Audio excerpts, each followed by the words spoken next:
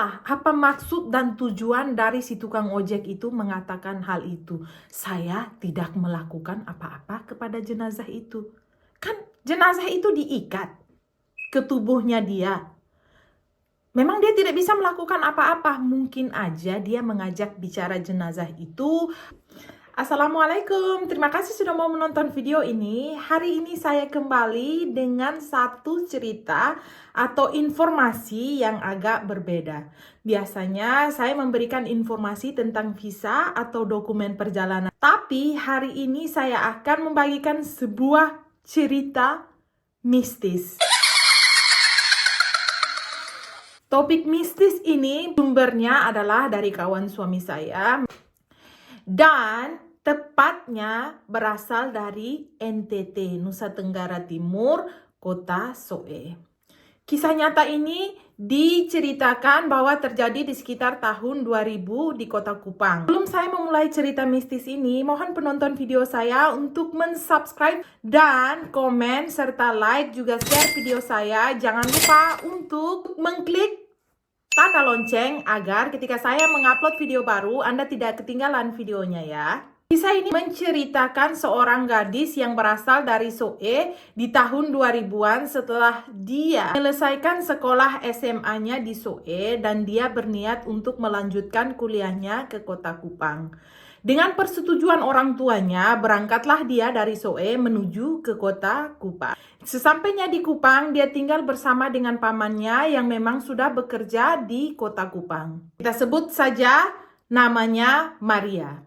Dari awal kuliah ini, Maria itu sehat-sehat walafiat sampai dengan tahun keempatnya, tiba-tiba Maria jatuh sakit. Selama seminggu Maria sakit, dia hanya meminum obat-obat biasa karena dia merasa bahwa panasnya itu atau demamnya itu adalah demam biasa. Sampai 1 minggu meminum obat biasa, Maria tidak sembuh dari sakitnya, demamnya ini.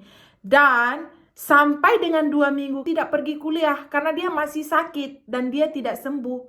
Pamannya pun khawatir dan akhirnya pamannya membawa Maria ini ke rumah sakit. Singkat cerita, setelah dirawat di rumah sakit, ternyata nyawa Maria tidak tertolong. Dokter memberitahukan paman Maria, keluarga Maria yang ada di kota Kupang, yang satu-satunya memang yang mengurus Maria yang sedang sakit, mengatakan bahwa Maria telah meninggal dunia. Bingunglah pamannya ini. Kenapa? Tiba-tiba kok Maria demam selama 2 minggu dengan meminum obat biasa, kok tiba-tiba dibawa ke rumah sakit dia meninggal. Akhirnya pamannya Maria menghubungi keluarga dari keponakannya ini dan dengan persetujuan keluarganya, jenazah Maria ini harus dibawa pulang ke kampung halamannya yaitu Soe. Jarak dari kota Kupang menuju ke Soe itu adalah 110 km dengan 2,5 jam perjalanan menggunakan bis ataupun sepeda motor. Dengan jarak tempuh 44 km per jam. Setelah bertanya ke pihak rumah sakit apakah jenazah Maria ini bisa dibawa dengan menggunakan ambulans, ternyata charter ambulans dari kota Kupang menuju ke Soe itu pada saat itu dianggap sangat mahal oleh pamannya Maria, yaitu harganya di atas 1 juta rupiah. Pada tahun 2000-an itu 1 juta itu sangat banyak sekali dan pamannya Maria merasa tidak mampu untuk mencarter ambulan dari kota Kupang ke kota Soe. Apa yang akan dilakukan oleh paman Maria? Tambah bingung dia, sudah meninggal keponakannya, setelah itu dia mau mencarter ambulans, ternyata mahal bagi dia, harga 1 juta pada saat itu. Punya ide dia, bagaimana kalau dia bawa pulang jenazahnya Maria ke tempat tinggal mereka. Akhirnya diputuskan bahwa jenazahnya Maria akan dipulangkan ke tempat kediaman pamannya. Dan pamannya itu juga mempunyai ide sepertinya yang ngeri-ngeri dan menakutkan gitu. Karena dia merasa bahwa uangnya tidak cukup. Akhirnya dia punya ide yang tiba-tiba tercetus di dalam pikirannya. Saya harus punya ide nih, jenazahnya Maria harus tetap dipulangkan ke Soe walaupun tidak bisa mencarter ambulans. Jasad Maria ini akhirnya didandani seperti orang yang masih hidup. Pamannya Maria berniat untuk membawa jasad Maria ini dengan motor. Yaitu dia mengontak tukang ojek, yang biasa di NTT disebut tukang ojek. Tukang ojek ini tidak tahu bahwa yang akan dia bawa ini adalah Maria dan yang sudah meninggal. Pamannya Maria memakaikan baju, setelah itu dia juga memakaikan kacamata kepada jasadnya Maria, dan dia meminta bantuan orang di rumahnya itu untuk menggendong Maria untuk didudukan di atas motor. Dia memberitahukan kepada tukang ojek itu bahwa Maria ini sakit, dia tidak bisa berjalan, dia tidak bisa bicara. Jadi di dalam perjalanan kamu tidak usah banyak bicara dengan dia. Bagaimana caranya? Kan dia sudah meninggal, tidak mungkin dia bisa duduk dengan tegak dan baik, kecuali dia akan jatuh. Pasti kan kalau orang yang sudah meninggal ditaruh di atas motor, pasti akan jatuh. Karena memang dia tidak bisa apa-apa lagi.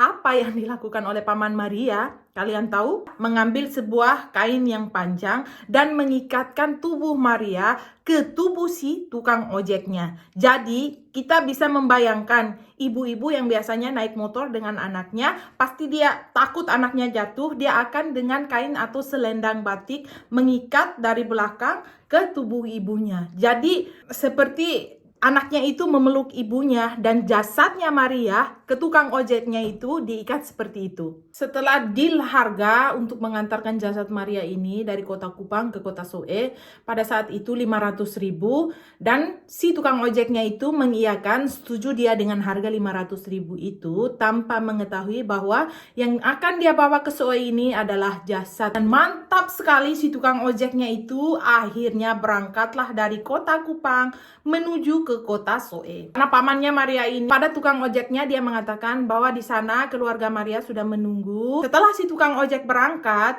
pamannya Maria itu menghubungi keluarga Maria yang ada di Soe dengan mengatakan bahwa nanti jasadnya Maria akan tiba dengan tukang ojek. Setelah menempuh perjalanan selama 2,5 jam, akhirnya tibalah si tukang ojek ini dengan jasad Maria di Soe, di kediaman Maria.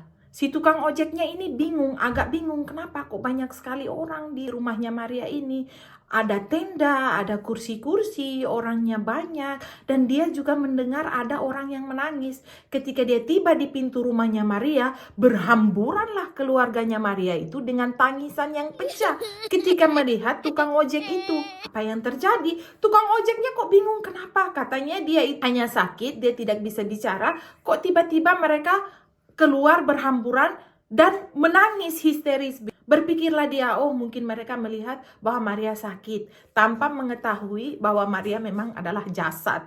Ketika dia bertanya kepada keluarganya, kenapa kalian menangis? Maria ini sedang sakit, harusnya kalian turunkan, kalian masukkan dia ke dalam rumah, atau kalian akan bawa dia ke rumah sakit di Soe. Tapi salah satu keluarganya Maria mengatakan, si Maria ini kan sudah meninggal dari Kupang. Kagetlah si tukang ojek ini dan dia langsung pingsan. Tukang ojek ini pingsan dan dia koma selama 3 bulan karena mendengarkan bahwa yang dibawanya dari kota Kupang ke Soe ini adalah jenazah dari Maria. Sempat sadar si tukang ojek ini setelah koma selama 3 bulan, dan kata-kata pertama yang dia bicarakan atau yang dia katakan setelah dia sadar bahwa saya tidak berbuat apa-apa kepada jenazah itu. Apa maksud dan tujuan dari si tukang ojek itu mengatakan hal itu?